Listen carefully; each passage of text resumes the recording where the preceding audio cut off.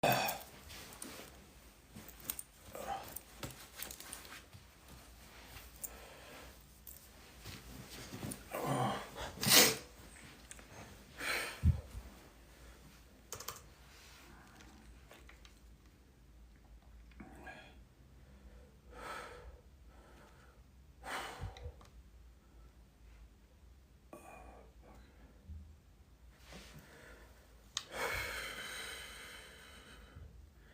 guys, we're just here. I just jumped on. We're going to do some breath work and some meditation. All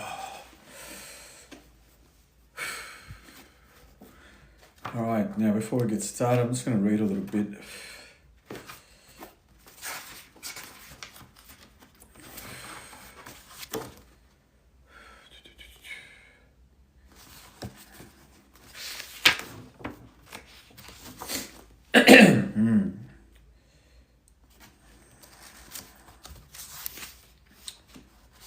Consider again the old school toothpick and styrofoam ball model of how atoms were constructed. Back then, weren't we led to believe that electrons orbited about the nucleus like planets around the sun?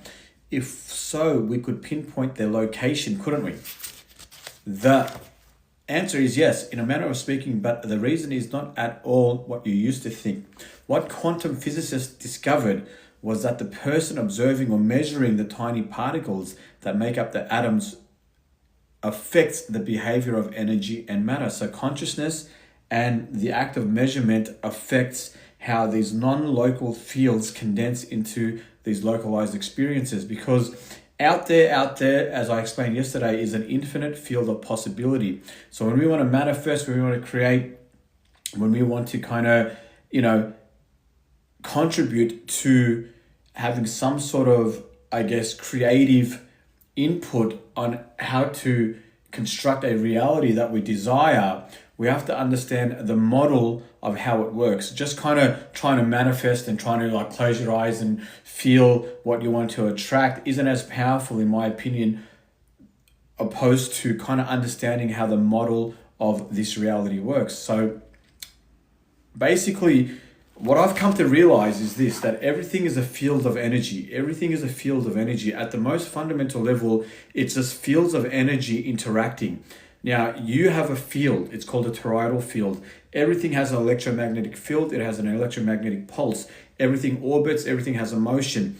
There is a system of intelligence that is the greater field. And when we interact with this field, it creates some sort of kind of it creates the interaction of fields creates these patterns, and these patterns have a contribution in what we manifest in our reality. So if you're resonating in a very sort of grateful way, well, that field is interacting with the greater intelligence, or that system of intelligence, with and that interaction based on the coherence of your projection being gratitude will affect the pattern, because it will create some sort of pattern, and that pattern creates a domino effect, a ripple effect in how that is then pulled into your orbit of experience. Everything is based around fields, and when you start looking at things from the perspective of fields, then you really want to be focused on what you're projecting within this field of energy, because it's causing a ripple effect. It's almost like throwing pebbles into a pond, and the pond creates these ripples. In every moment, based on your thoughts and your emotional guidance system, it will reflect your field. That is reflecting your field. So your field can be coherent or it can be incoherent. And if your field is coherent, what's up, Jay? If your field is coherent, it's based on whether you are in a state of love and harmony or whether you're in a state of fear. There's only two primary emotions, love and fear, which then branch out into thousands of different emotions. Love branches out into joyfulness, happiness, enthusiasm, excitement, connection, coherence, gratitude, right? Fear branches out into resentment, guilt, threat, internal threat, because a lot of people are suffering from internal threat, not external threat, which I'll go into, sadness, depression, resentment, hostility, all that kind of stuff. It branches out. I'm good, bro, I'm good. But there's two primary emotions. Now, if anyone has heard of the Heart Math Institution, they have spent like decades researching the fields when the heart and mind are incoherent. There's a certain field that you emanate compared to when there's incoherence. Now, from their research, there are thousands of different biochemical markers that are upregulated, right, genetically when you go from a state of fear to a state of love. So the question remains, are you creative enough to shift your body from a state of fear into a state of love? Because fear is guaranteed. We're always going to feel a state of fear. We have fear from the moment we're born. This is very important. Everyone has the fear of abandonment. I don't care if you're a psychologist or if you're a trauma specialist. I have come to realize in my own studying myself, and I don't care what PhD you have, I know for a fact that everyone at some level has the fear of abandonment, because soon as a mother gives birth, the baby goes from being in this really, really beautiful universe, the world it knows, to being abandoned and coming out into this electromagnetic spectrum called Earth. There's abandonment. All right, the flight or fight response is triggered. It's crying. It doesn't know where it is. Then it neutralizes itself with the love from its mother. As soon as the mother or father drops it off at its first sort of place, be the grandparents, family friend, whatever, for some babysitting, the baby doesn't know it's being babysat. It feels abandonment because the parents are gone. So throughout its life, it's feeling abandonment after abandonment after abandonment, which then becomes the stem or the tree trunk of fear, which then all these other fears kind of branch off. Hey, Namita, how you doing? Now, what else does the fear of abandonment stem? What else does the fear of abandonment breed? It breeds the fear of rejection. Because if I'm abandoned, then I fear getting rejected because I don't want to feel abandoned.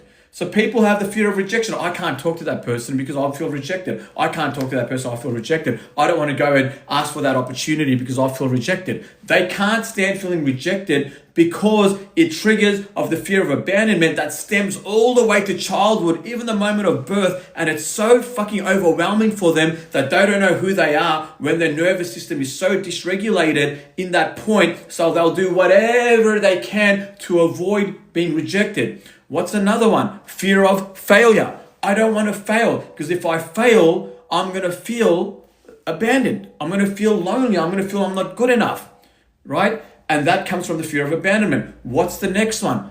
Fear of not being good enough. This is a big one. People's whole lives are molded and shaped. The decisions they make, the actions they demonstrate, the how they present themselves in the world, because they have a fear of not being good enough. Fear of not being good enough is such a fucking it's such a bullshit measurement, because how do you measure being good enough? How do you measure not being good enough? And my buddy Nate talks about this all the time. He does a marvelous job to express this. You can't measure being good enough and you can't measure being not good enough. This is the ego acting as an imposter, hijacking your conscious awareness through this narrative, trying to desperately stabilize a nervous system that's been so governed by the flight or fight response. And the flight or fight response has become so kind of overwhelming in the individual that the narrative that it creates will do anything that it can to create this construction or narrative to avoid that feeling. The feeling is too overwhelming. That's why when you got rejected and someone left you, you couldn't handle it. You couldn't handle it. That's why when someone ghosts you, you can't handle it. That's why when someone doesn't return your text, you can't handle it. Because it's like, oh my God, I'm abandoned again. I'm alone in this world. I'm rejected. And that's the narrative that the ego construct plays out. But on a deeper level, people are failing to recognize the feedback loop in which the nervous system is trying to tell the conscious awareness, hey, there's a very unhealthy loop here. You need to shine some awareness to that loop, because I've been suffering for fucking decades based on this loop.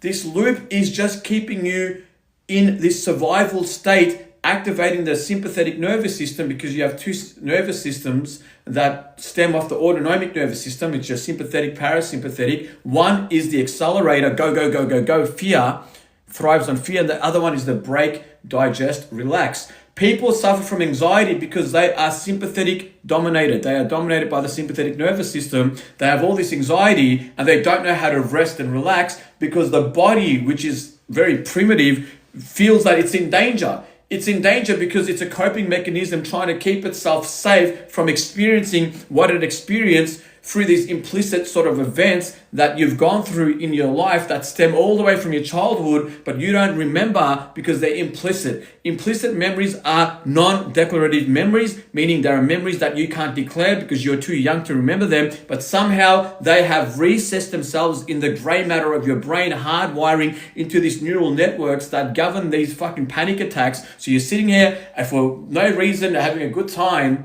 then all of a sudden your palms get a bit clammy, your pupils dilate, your heart rate starts to beat very fast, your respiratory system becomes very rapid, and then all of a sudden you have this panic attack. So what the fuck is a panic attack when everything is going good in my life? There's no fear. It's when the brain doesn't know the difference between a real life threat and a mind-made threat, right? Because you have practiced anxiety so much unintentionally that now the brain unconsciously will just kind of be triggered to activating this flight or fight response that is so overwhelming that you can't breathe. And when you go to the hospital for a panic attack, what do they tell you? Breathe.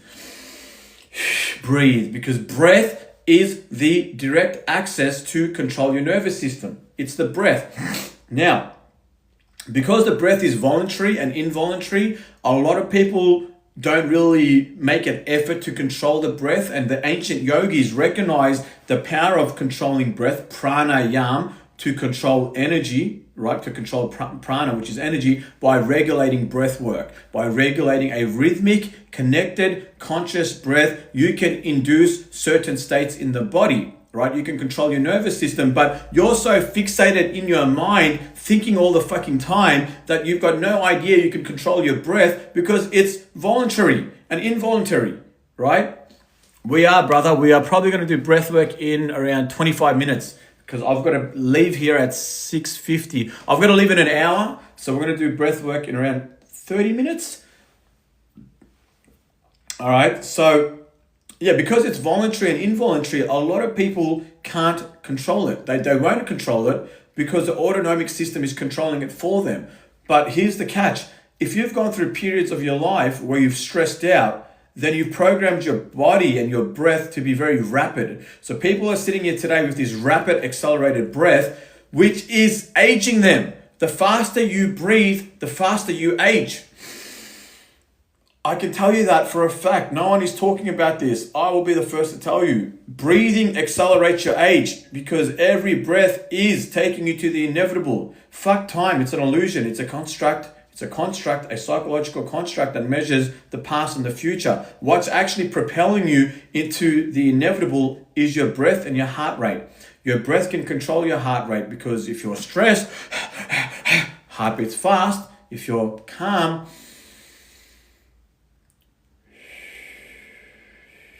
your heart beats slow. So sorry, I had some supplements before I started, so I'm on a bit of a high, natural high.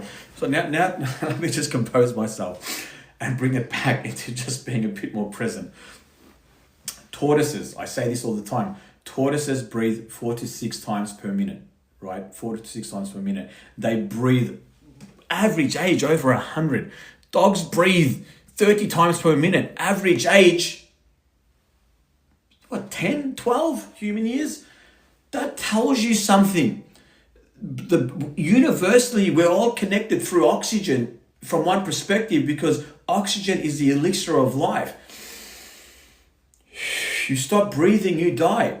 But here's another really cool thing that happens when you stop breathing. If you hold your breath, you're now fucking and manipulating with and playing around with what they call hypoxia, which is when your oxygen levels start to become depleted and your CO2 levels start to increase. Well, through that manipulation, all these different things are happening in the body because only when the body is in this stressful condition does it start to release all these chemicals and hormones that are kind of stored in this sort of reserved sort of kind of, reserved sort of emergency place, I don't know for the lack of a better word, And then when it's in this stressful state, it'll start to release stem cells, HGH, immune supporting cells, NK cells. All these amazing cells and hormones and chemicals are released, but you've got to be in this stressful state. Through stress adaptation, we grow. When you go to the gym, what are you doing? You're stressing your body out. You're telling me exercise isn't stressing the body out? It is. There's distress and there's eustress. Eustress is good stress. Distress is bad stress. Okay? There's no difference between doing public speaking or jumping off a fucking plane, doing some sort of parachuting, right? The only difference is the way you framework it, which is another kind of, I'm drifting off here, but it's the same kind of hormones that are being released in the body, but it's that mental sort of framework that creates this good stress into bad stress. Now, I'm kind of sidetracking here, going back into working out. It's stress, and then there's stress adaptation, which is called hypertrophy, which then your muscles grow and they become stronger so you can better deal with that stress. But without that stress signaling the body to evolve so you can handle the weight, it's not going to grow. That with obviously a diet, this and that, you can start seeing some results, but it's to become a bit more equipped to handle that stress. That's all it is at the most scientific level. Now, saunas, what is that doing? What's a sauna doing? It's stressing your body out. Anyone that listens to Andrew Huberman or any of these podcasts, they'll tell you that you dramatically decrease your chance of any cardiovascular disease if you do up to 45 minutes of a sauna a week. What do ice baths do? This big movement of ice baths or cold showers. They stress your body out. They stress it out. Then all of a sudden, all these amazing things are happening through stress adaptation. What does fasting do?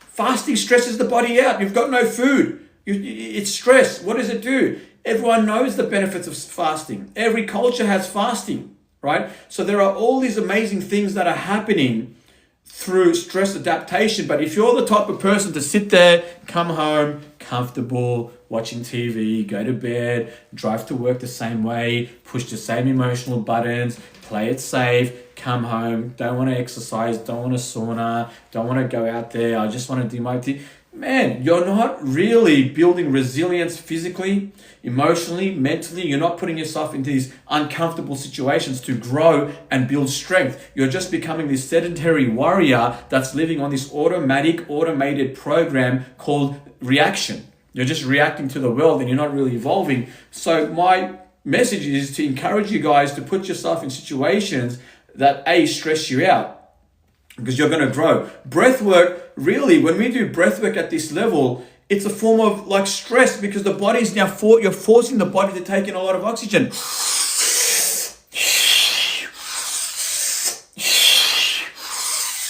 That takes effort. People don't want to do that. They're lazy. They just want to sit there and breathe, through this involuntary action that the autonomic nervous system does, because that takes effort. People that will thrive are the ones that are willing to stress and put themselves in stressful conditions. And on another perspective, the more money you make in life, the more you're going to stress. You can't, generally speaking, if you want to make money, you got to stress. The more stress you go through in the corporate world, the more money you're going to make. That's just the way it works, until you get to a point where you delegate your stress and you can pay other people to do what? Take your stress. That's what smart people do. They systemize their operations so they're not taking the stress anymore. My PR's taking the stress. My 2IC's taking the stress. My project manager's taking the stress. The site foreman's taking the stress. He's taking the stress and he's doing that. They delegate all their stress and they just come in and sign checks. But you think they got there overnight? They had to go through all this stress to get there, to distress, and now everyone else is taking the stress. That's the way this is the way it fucking works. Right?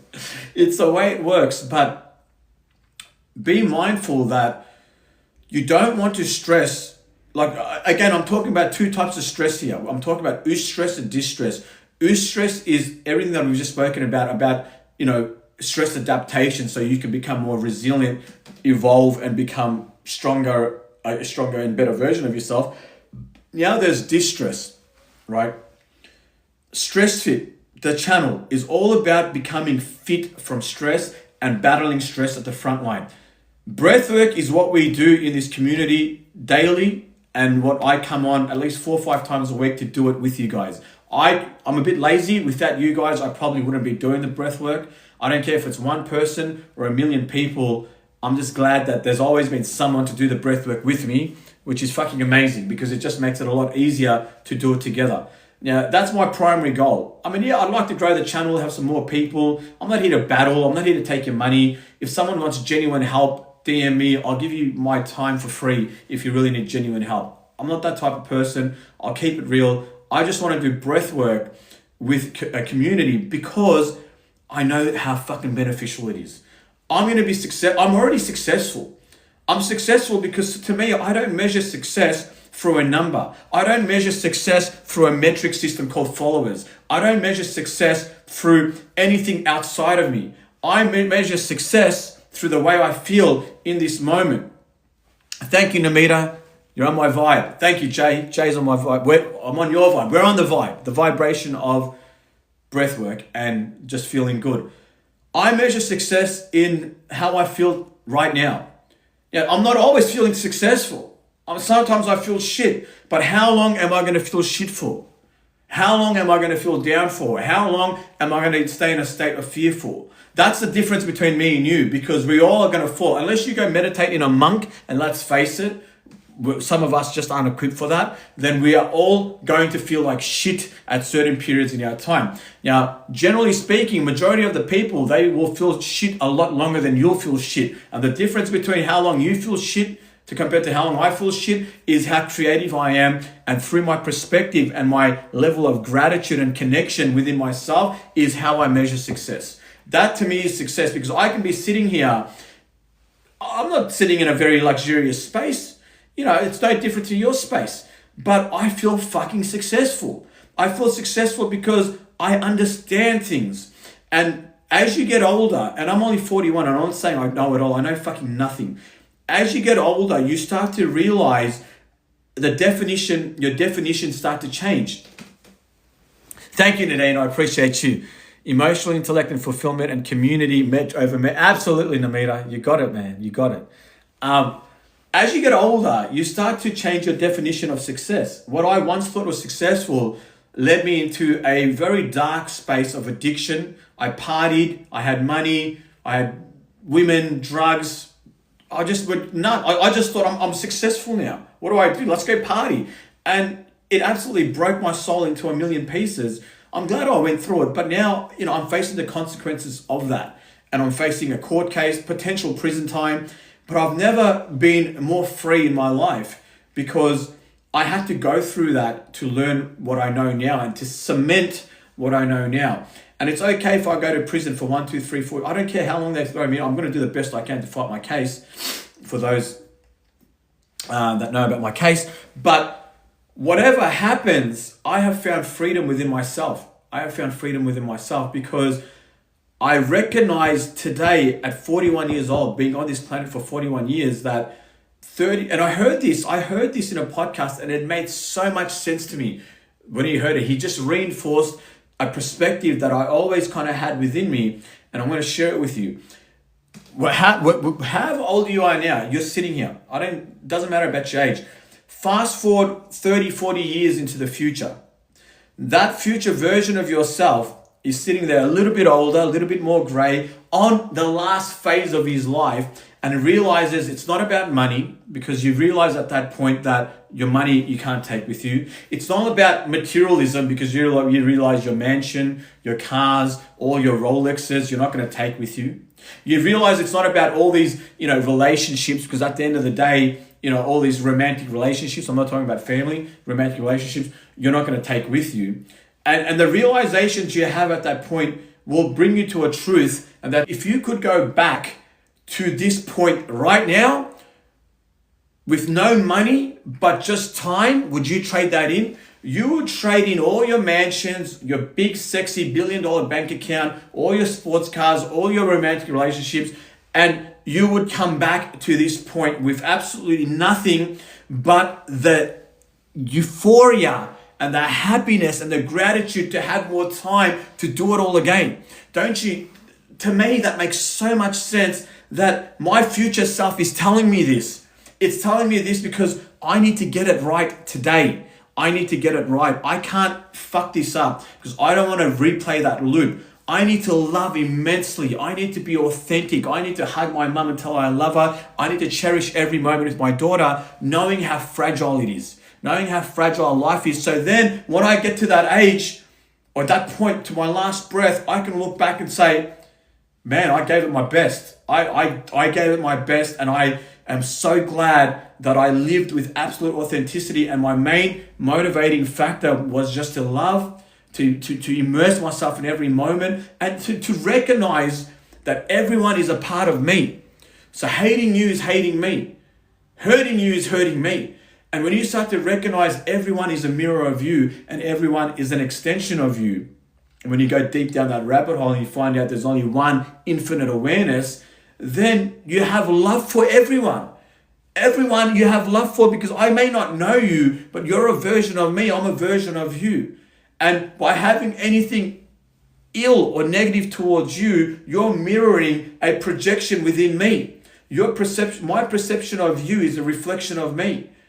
So when you start to see, and you start to see the world in a different light, whenever someone kind of triggers you, whenever someone kind of makes you feel a little bit like, oh my God, jealous or competitive, or look at him, he thinks he knows it all. Whenever that's just a part of you coming up, creating a narrative, being projected onto someone else to defend your mental position on who you think you are. But if you fail to see, the problem isn't the person outside of you. The problem is a narrative based on an ego construction that's keeping you hijacked in this survival center called me.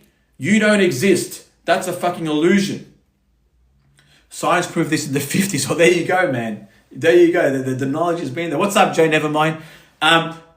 So once you start seeing the oneness, you have a love for people. And sure, you can sit there and say, well, there are some fucked up people in the world. Absolutely there are. There are some evil people. There are some people that sit there and take the innocence of good people, children, all that kind of shit. But I've come to recognize that when there's separation and there's connection. When you're connected with Source, there is love for one another. When you're disconnected and separated from Source, and the more separated you are, the more evil you are, the more dark you are, the more kind of negative you are, and the more hurt you have, because you're separated. You can't be connected and be evil. You can't be connected and be loving and be hurtful, because you're connected. But if you're separated, man, I can run a havoc on everyone. I can go do some fucked up shit, but it's still a version of you. All right? But it's just a very separated version of you. And you don't have to resonate with it. You don't have to agree with it. But inevitably, on some lifetime in the infinite, fractal, holographic light universe, this version of you will come back to the light. What's up, Angela? How you doing? We'll come back to the light. Now, all these versions of each other, we're all inevitably going back to the same source, but there is this process the great architect has created for us. The great architect is just a label that I use to define a power greater than myself. But that power greater than myself is you. You are that power greater than myself, and I am that power greater than myself, but not in this localized, thank you guys for the compliments, not in this localized version of me. It's localized because for me to be in 3D reality, I need an avatar, because the density of the electromagnetic spectrum or scale here is very dense. It's very dense. It's a slow vibration that gives us this beautiful interface called life and earth, where we can interact through these avatars. Thoughts have a different frequency. They're very fucking fast. So do emotions. Consciousness is operating from a different frequency, which is a non-local field. It's not local, meaning they can't measure it, they can't see it. They can kind of only see two particles that have collided. And once they collided, they can see where they kind of go, and they can kind of quantify it. And they go from the subatomic to quarks. From quarks, they go to gluon. From gluon, they go to superstring. And they get right to the core of it, and they go, it's just fucking numbers. It's just 0 and 1s. It's just binary. And this is what the latest research quantum physicists are coming out and saying, that it may be at the very core of reality is just a program. But that's a whole different it doesn't even matter what the fuck it is, because experientially it means nothing to us, right? What we can put into perspective is that just because we are experiencing this reality through our senses, it doesn't mean it's the primary reality. It doesn't mean that it is the primary reality. The primary reality is a reality beyond this reality, right? Beyond this reality. Let me get to this question. So Meta Dragon says the matrix is not a vibration, false. Consciousness is local to the brain. Absolutely, you're right. I'm not here to disagree with you. I'm wrong. That's fine. Do not look at the finger that points at the moon, my friend. Have you ever heard that saying? Do not look at the finger that points at the moon. Experientially, we can use this word, that model, this terminology, but what does it mean experientially? It's not going to change my life. It's not going to change my debt. It's not going to change anything. Let's keep it at the most fundamental level. Whether it's this model of reality or that system of reality, or whether you quantify it and say it's localized or non-localized, the basics are that there is a non-local field called consciousness. It's non-local because I can't measure it, and it's this unified quantum field, which they say is this invisible field that unifies every single person, particle within this beautiful experience called life. And this consciousness, this awareness, then localizes itself through the physical manifestation called an avatar to experience this reality through this self-operating system called the ego construct, which is your identity based on conditioning and memory. But at some point, it has this ability to become self-aware through the frontal lobe, which is the most evolved part of the brain from the research. But whether it's the frontal lobe or whether it's consciousness just becoming aware of the universal loop between AI and consciousness, because I do feel, in my opinion, and I'm probably fucking wrong, that these bodies are a biological genetic spacesuit that have been created by some form of intelligence, probably artificial, if we kind of go down that rabbit hole of simulation theory. Regardless of that, once we start to become aware of this universal loop, it's almost like the snake that eats its own tail. We won't understand it through the capacity of the human mind. Thank you, my friend. So we can sit there and have these models of thought that kind of define what reality is. And your model might be right. Who am I to say it's right or wrong? I don't fucking know. I'm not a quantum physicist. I don't have these fancy instruments. I can't tell you at the most. I don't even know if atoms exist. I've never observed the fucking atom. I'm just going on information. Like, how do I fucking know if an atom exists? They just call it an atom. Like, I can't tell you. So regardless of what model you're using or a system of thought you're using to define reality, we have to bring it back and say, experientially, what does it mean to me? Experientially. Well, let's just keep it very simple. We know that this is a reality that we process through our senses, right?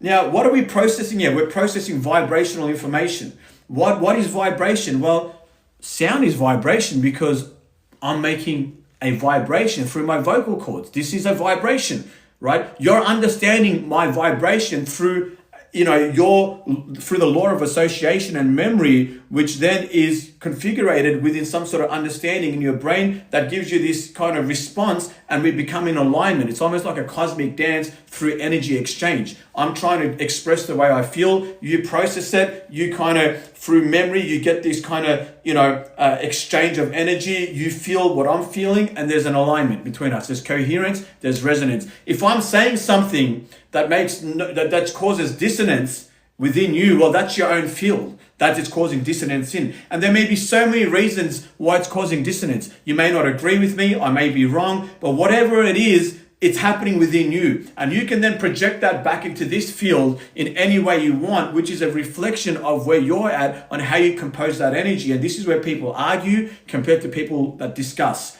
People that discuss, they may feel dissonance, but they have learned how to regulate that, and they can express it in such a beautiful space where they can grow and learn from each other. People that sit there and say, you're right, I'm wrong, then that's just an ego construct trying to kind of validate their mental position because they feel that their identity has emotionally invested on a certain level of perspective that defines their truth. I'm fucking wrong. I'm fucking wrong all the time. I don't give a shit if I'm wrong. But it's a great place to start for a conversation. And the people that can admit that they're wrong, I think that's to transcend the ego, right? Because if more people admitted that they are wrong and open a beautiful conversation, oh, okay, I'm wrong, but let's talk about it. I think we would evolve in such an accelerated pace, because it's not about being right or wrong. It's about sharing information and growing, within one another. So vibrational information is coming in. Light from the sun to hit Earth takes around 8.5 minutes, right? 8.5 minutes of light's coming from the sun. Soon as the light hits the Earth, it interacts with the molecular structures of Earth. Everything is a molecular structure. And white light then interacts with this molecular structure and is reflected. White light contains all the colors of the rainbow, but when it interacts with the trees and, the roads and the buildings, it rejects one color. And the color that it rejects are all these photons that are being processed by your retina within these rods and cones through all these numbers. And this vibrational information is being processed into electrical information, and the CNS, the central nervous system, then projects that out into this image. And this is my understanding, a very basic perspective of how vibrational information, whether it's sound, whether it's smell, which is molecules of vibration, whether it's touch, which is vibration, vibrational information comes in. It then gets translated into electrical information, which then gets processed by the CNS and projected back into reality as your experience. And this is such a fucking quantum level of processing that we don't even understand how it really fucking works, but it's fucking mind-blowing once you kind of understand how quick you are processing information. That brings me to my point that all we can do is process information. We are information processors. We are processing data and storing data. It's no different to why, what's the most valuable thing on this earth apart from gold? It's information, it's data. And this is why the tech companies are getting so big, because everything is based on data. So whatever this system is, it's taking data from you and me and every living being. It's taking data. Now that data is dependent on how you process that information. This is the difference between reaction and response. People that react, it's a certain form of data they're projecting, and people that respond, it's a certain form of data stream that they're projecting. Now, this brings me to the next variable in the equation, which is the difference between free will and predeterminism. So this big field of intelligence, call it God, call it a system of intelligence, call it a greater field, quantum field, whatever you want to call it, this system of intelligence is a big field. We are all these little fields kind of encompassed in these bodies that are projecting this electromagnetic energy. Now, depending on the data is coming in, right? It's coming in through your life, your circumstances, what you're experiencing. Now, if I process that data and I react in one way, but a different version of me in a parallel reality responds in another way, that is communicating with the system of intelligence of where you're at. What information are you putting out? And that's going to create a ripple effect in how the system of intelligence gives you a feedback loop to represent data that you are putting out through free will. Now, I believe, in my opinion, not even a belief, that free will isn't about choice. It's about how you respond to experiences, right? Because some things are predetermined in life, but what you can control is your reaction and response. And that reaction and response is your input. It's actually your output. The input is the experience. The output, which is still data, is going into this field, this quantum computer. And then this quantum computer works out what you're going to experience next. Because that's the system of intelligence. It's going on your choice. So it keeps giving you these feedback loops. Hey, Nita. It keeps giving you these feedback loops and you're experiencing everything in life, but based on your data output, it is starting to store that. And it has to store that to then come up and accumulate this information to what to give you next. That's how it fucking works. I'm telling you, that's how it fucking works. It has to work that way. Now, this is just a different way of saying what you guys already know, which is, hey, be optimistic. Hey, be positive. Hey, be grateful. Everything always comes down to the person that is more grateful compared to the person that is not, will always live a better life.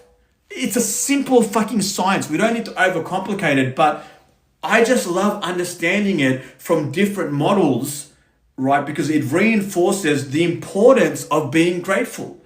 The importance of because now I have ammunition. So if I'm sitting in prison, for example, I'm not going to sit there and feel sorry for myself. I'm going to say, thank you for this experience. Thank you so much. What do I need to learn? What do I want to go out there and help other people in this darkness. I'm going to start a mindfulness group. I'm going to start a peer support group. I'm going to offer my light no matter where I am, because I'm there. All I can change is my data output now. And the intention as well, my brother, that's right. And that data is being stored in this quantum computer, and it's recognizing where I'm at, because it needs to know where you're at as a processing system in the physical, because this physical reality is a quantum processing system. That's what it fucking is, right? It's quantum, it's processing information, and there's all these alternate realities that it's kind of shifting you in depending on your choices. The choices you make dictate the life you live, right? But sometimes it's a big debate between free will and predeterminism, which we're not going to get into. Sometimes I feel, and I don't really understand this, but I feel the true free will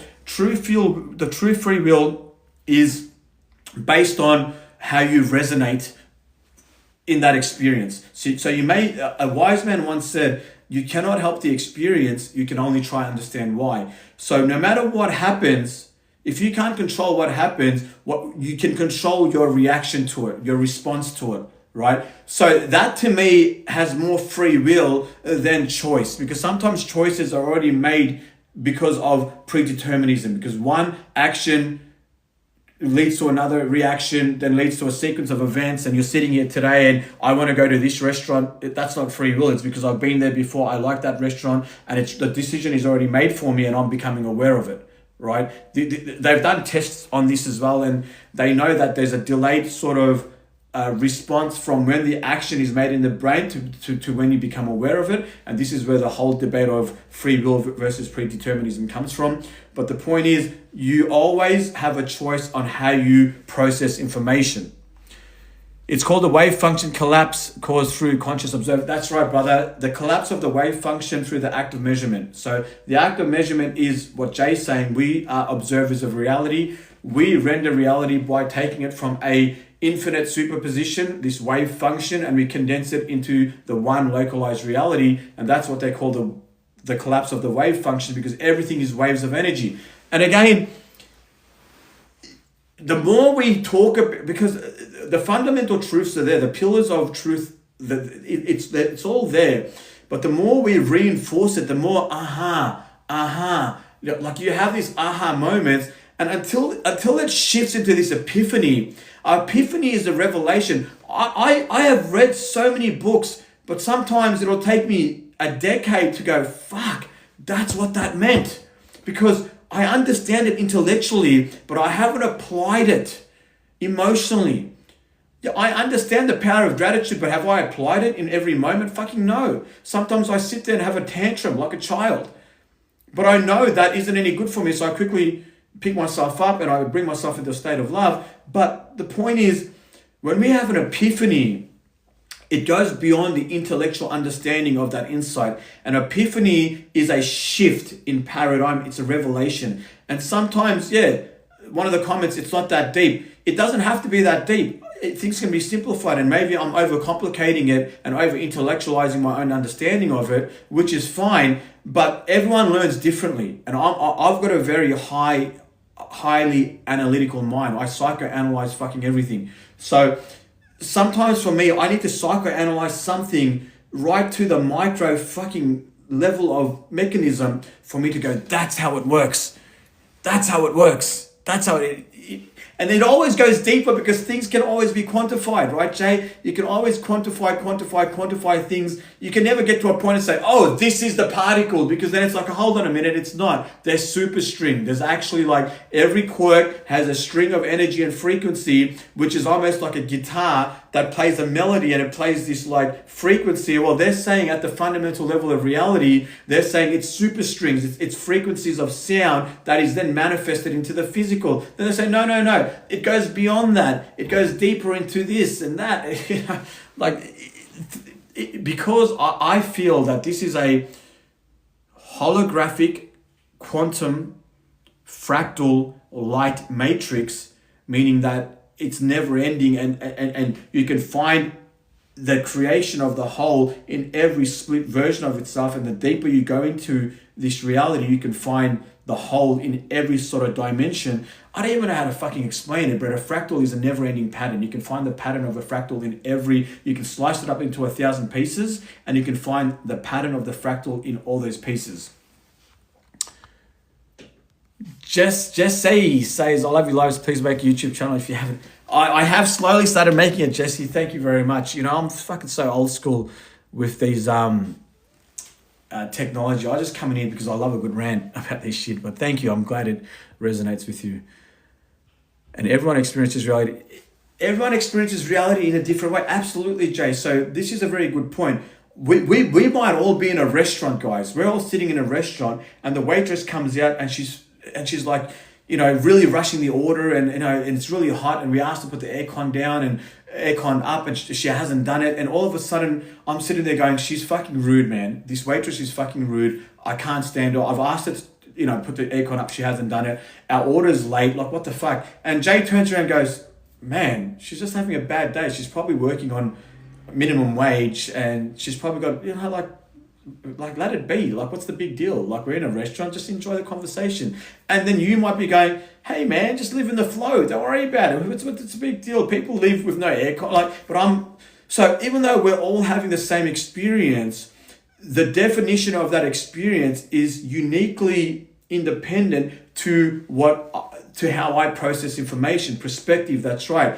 And that's dependent on my memory and what I've gone through. So depending on what you've gone through in life and because again, how we've processed information defines on how you perceive reality.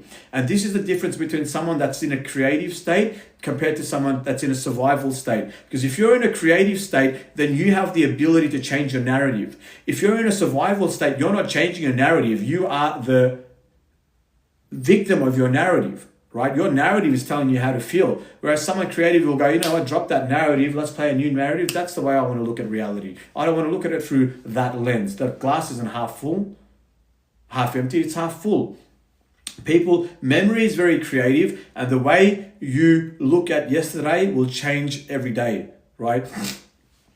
Now, this is the difference between being a maverick of reality, a sorcerer of reality, or being just a survivor of reality, surviving this matrix reality. When you're a maverick, when you're a sorcerer and you've tapped into that ancient energy center, you can dance with this illusion. You can fucking dance. And you dance with the illusion by working out the constraints that's holding you back, that's breeding fear into you. Because at the end of the day, it's very simple. Going back to what one of the chat said, keep it simple. Yeah, it's a very important message. You're either in a state of love or fear, coming back into the very simplified, synthesized science of this. Fear is what will hold you back from experiencing love and being connected. Now, fear is a great indicator of boundaries and a great indicator of constraints, but it is also a disturber of peace that can hold your potential back. When you are free, then there is no fear. Freedom is the ultimate goal. Freedom from the bullshit energy that we've accumulated throughout our lives. Freedom. Emma says, I fear a lot about what I'm identified to. I fear a lot is that there is this uncertainty that breeds within you, and that uncertainty is creating this loop within your own sort of mental construction that's keeping you confined to this vibration that you're stuck in. That's what I get when I read your words. I see a loop that's being played out, which is creating constraints on you experiencing complete love. And that loop is creating anxiety. Now, what's happening is that you're failing to recognize this, that there's a shift in paradigm between identification and observation. Let me repeat that again. There's a shift in paradigm when you're identified to what you observe. Now, there's no button to stop the loop that you're kind of stuck in. But what you can do is you can shift and just be aware of it and say, okay, I feel fear, but I am the experiencer of this fear. Let me just sit with it and let me look at it as a current of energy moving through my body. Oh, look at this fucking thought process. Wow, this one's really haunting. You've been around for a long time, haven't you, my friend? And you start to create this higher awareness where you're observing these feedback loops. And now what happens is that you're not recharging them. Because when you're identified with the loop and the emotions and feelings that come with it, the anxiety, it reinforces and recharges these, hey, what's up, wind for the boat? It recharges these perpetuated cycles to keep on reoccurring. But the moment you have conscious awareness, it takes practice and repetition, but you start to weaken the loop and you start to reprogram. You can't just, unless you are connected to such an electromagnetic frequency, a shift in consciousness, it's very challenging to overcome these programs that have become so redundant, that have become so repetitive within your own cycle. Now, the thought process, even the way you are labeling it, is just a concept of your own awareness bringing into light a energy that you've been harboring. So whatever concept that your narrative is labeling where you're at in terms of your suffering or fear is just a concept idea that is coming from a level of awareness that you are feeling, right, as this vibrational turbulence that you've been harboring, which is all governed by your flight or fight system. So it's not the identification, it's not the narrative, it's not your conceptual understanding or your intellectualization, it is your flight or fight response that's the problem, in my opinion. And I'm probably fucking wrong, but I've gone down this rabbit hole for fucking decades, and I'd like to think that I have a little bit of experience in this field, just from personal experience. Hey JG, what's up? If you can shift your flight or fight response into a state of love, into a state of I'm safe, I'm at peace, then your narrative will change, because now the energy will change from fear to love, and your narrative will change, and it won't be I fear, it'll be I love being alive because I'm so connected. So whatever you're expressing, conceptualizing, generally is an expression of the way you feel. Right? So many people are so fixated on fixing their thoughts, they kind of bypass the primary sort of system of experience, which is the feelings. The feelings are the primary system of experience. If the magic is in the feeling, the law of attraction, the law of vibration, the law of resonance, it's all feeling, it's all vibration. If you can tune in to that vibrational field and you can really sit with it at the start, for anyone that's got anxiety, this is what they call the dark night of the soul. It's going to be very, very, very difficult, right, to sit with it, because all these narratives are going to fucking come up. But if you just sit with it and you breathe and you recognize my breath is my power, you sit with it, you will slowly start to burp out this unsettled energy. And then as you peel away these boundaries, your body will shift into parasympathetic domination or activation.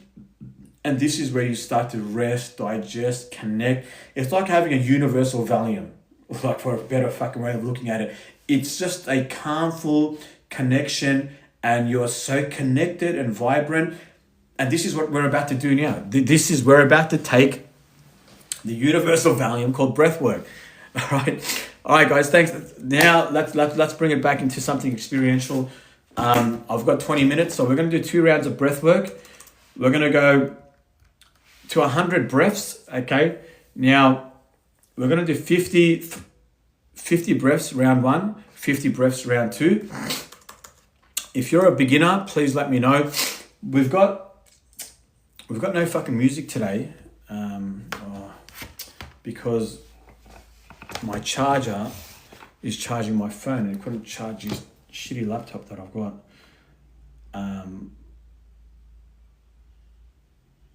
And the thing is, when you don't do it with music, TikTok deactivates me because it thinks that I'm not active. So it's not really meditating with us, if that makes sense. We've got no music, so we're not going to be able to go into any sort of silence. So I really want to do the breath holds. Look, anyway, we'll try and keep our breath holds to around 30 seconds. Jay, you want to come up? Beautiful. All right. So we'll do we'll do. Anyone else want to come up to do the breath work? Please send me an invite. We can do it together. What's up, Jay? You good? Hey, man. I can grab my phone and chuck on some music if you want. Yeah. Please, can you do that? Yeah, sweet. All right. So, guys, while Jay's setting up the music, what we're going to do is we're going to just quickly go over the breath work. Okay. So we're going to go. Have you got a track? Just put on just YouTube shamanic DMT breathwork music and just put on anything, man. Yeah, sweet. Within that sort of domain. Keep it saved. You keep it safe here. So, guys, 3-1 breathing. We're going to breathe in for 3. Out for 1.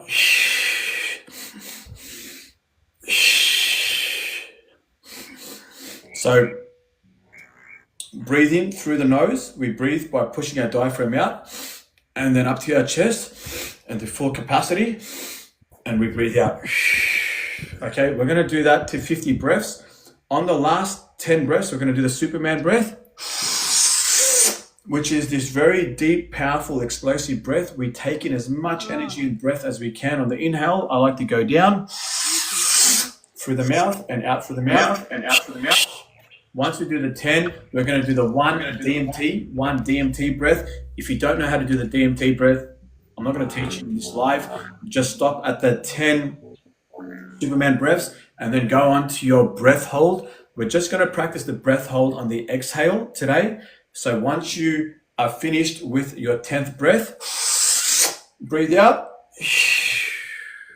and hold the breath and embrace. So many amazing things are happening when we start to regulate and deplete our oxygen levels, stem cells, HGH, immune support cells, so many amazing things. Then once we do that, we're going to relax, reset, and then we're going to go into our second round of 50 breaths.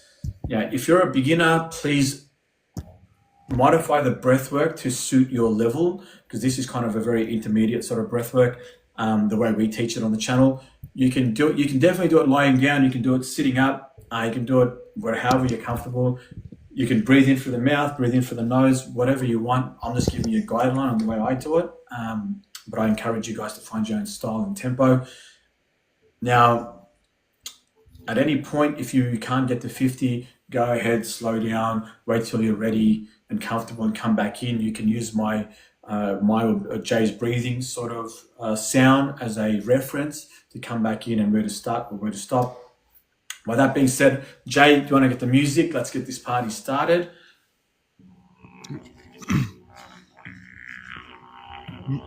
It's 4:30 a.m. Yeah, I love it, bro. It's just such a warrior to me. It's the best time to do breathwork, man. I hope you're waking up and not going to sleep.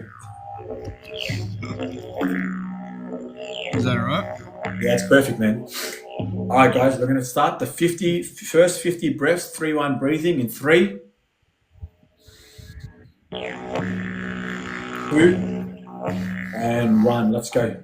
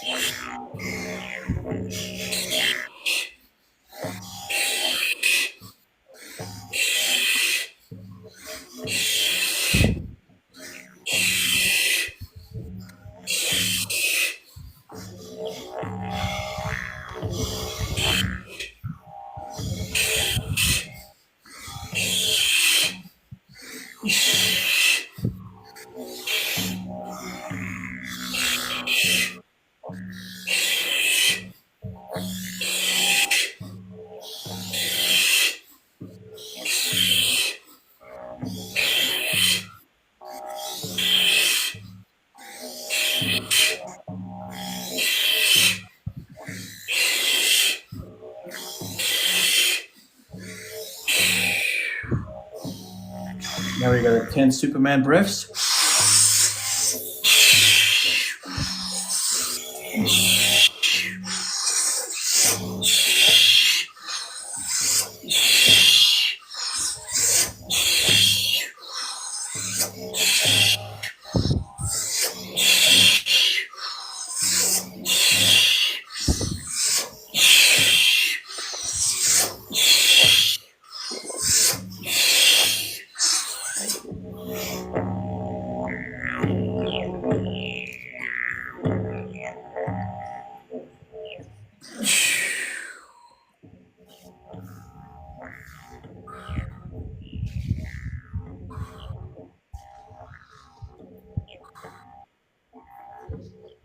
We take a deep breath in and we exhale and hold the breath.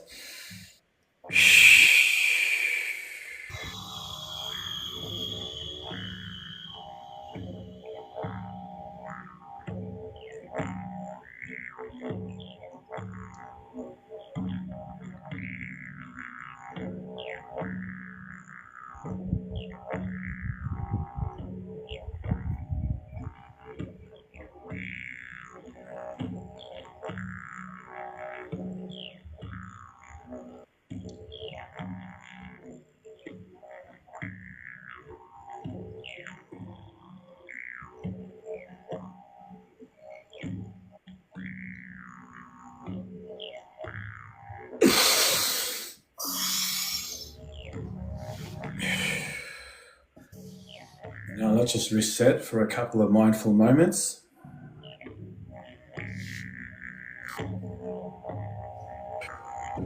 Just taking in some deep breaths.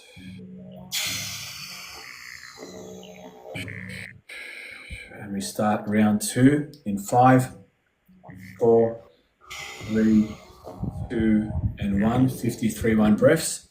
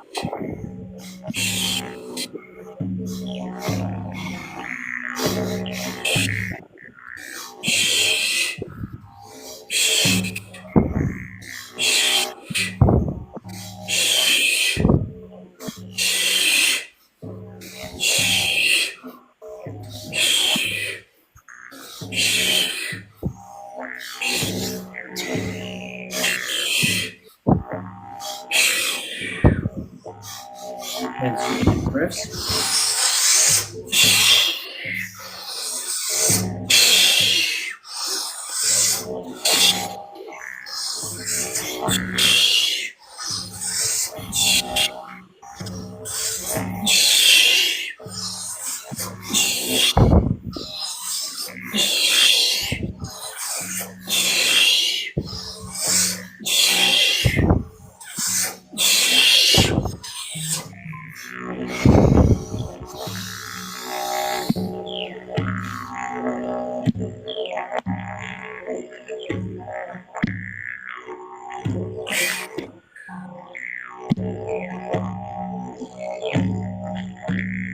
Take a deep breath in. Exhale and hold the breath.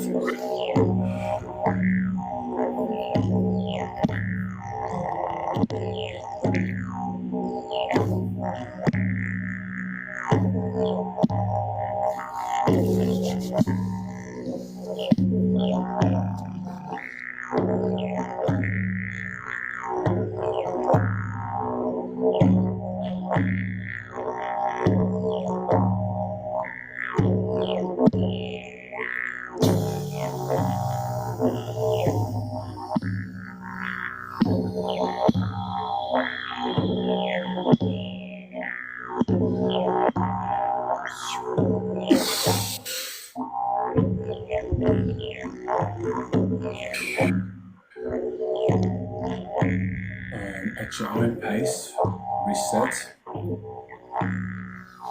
And we just take a couple of moments just to be mindful and just embrace the presence and energy inside the body.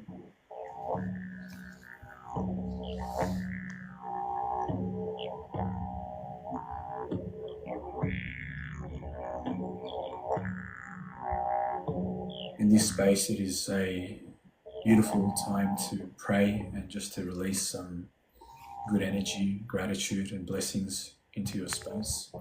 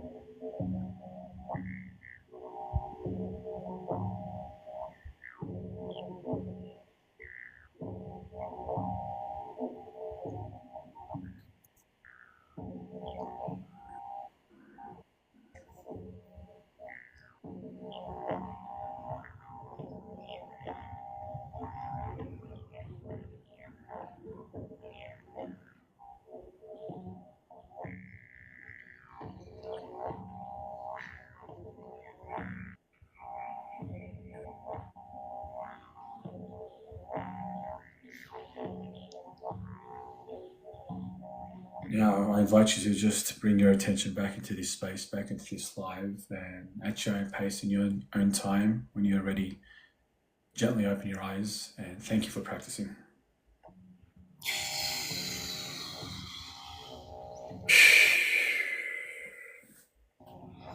Woo! Blacked out for a second there. That was good. Ooh, It wow. takes a moment just to kind of come back. Such a beautiful stillness. How'd you go, Jay? Talk to me, man. Beautiful, man. Like near the end of the second one, it just teleported to a different dimension. I love it. The first one, I definitely got that. I closed my eyes and I did the DMT breath, complete visuals, like out of body. And then when I come back, it took me a few seconds just to get the electricity out of the body because it was just shaking. The second one, I couldn't get into it, but I seen the second one. You held your breath for a long time, man. Yeah. I push the holds a bit longer. Yeah. That's a weak area for me at the moment. So I've been really emphasizing I've been so focused on breath work, I've neglected breath retention. So every time now, breath retention. And you try to get longer and longer each time. Like if you 5 or 6 rounds, after the 5th or 6th round, you can hold it for minutes. Like I might do a session tomorrow just on breath retention, man. Just a whole session, like 10 breaths in, hold the breath, 10 breaths in, hold the breath, something different. Thank you, man. Thank you for being here. Thank you for providing the music. Another session together, like Galactic Brothers. Waiting for the boat says, I felt the need to stretch as I did it. Truly awesome. Excellent. Waiting for the boat. You do whatever you feel, man. That was good too. Excellent, Gigi. Let me know how you guys went in the comments. Thank you for practicing. If you did the whole 100 breaths, well done. Fucking amazing, because it takes a lot of effort, and some of the regular breath warriors that have been with me from the start, you guys are doing so great. to just come here and just breathe at this level, this tempo. You should be so proud of yourself. If you didn't get to 100, doesn't matter. It's a good indicator of where you're at and what to work up to. You got to remember, Jay's been breathing with us for a long time. Plus, been breathing for probably decades in his own time. So he's very, very advanced. I've been doing it a little bit and just enough to fall in love with it to teach you guys about the medicine of breathwork. So thank you for being here. That's all I've got for today, guys. I'll be back tomorrow for a longer session where I'm not committed to any meetings, and we can have a really big breathwork session and really go deep into self-development. Until then, stay blessed. Thank you, Jay. Guys, follow Jay. Great guy, great content. Until then, see you next time, guys. Bye. Love you guys. Bye.